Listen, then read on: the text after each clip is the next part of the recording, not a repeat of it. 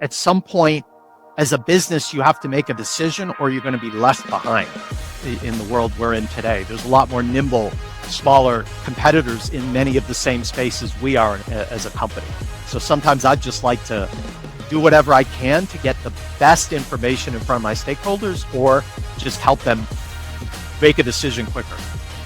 This is why I love talking to you, because I totally agree that sometimes Insights is filling a gap for a lack of strategy or our unwillingness to make a decision. You're also making me ask you a question we didn't talk about ahead of time. I've also been part of processes where you get to the end of the process and you get the insights back, and it didn't really answer the question that you had in mind as the business. Do you have any advice on both sides of that equation for how can the business be sharper in the questions that we're asking? And at the end of it, how do we get to a place where everyone feels really good about that process and what it yielded? Good. That's an excellent question. First of all, I bring them along.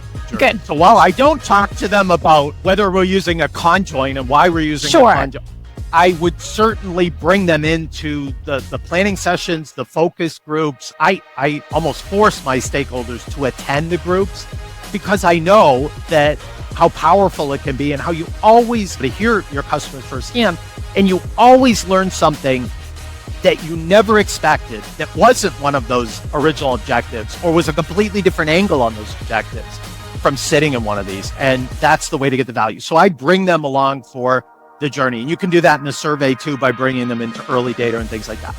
The other thing that I've noticed, this is a little trick, I've never really told anybody this. I have a way out a lot of times. My boss taught me this. I work for a guy called Lance Hill, one of the best bosses I've ever had in my career. And he has this idea where he would have, in case you don't get what you need, he has a follow. He always has a backup plan.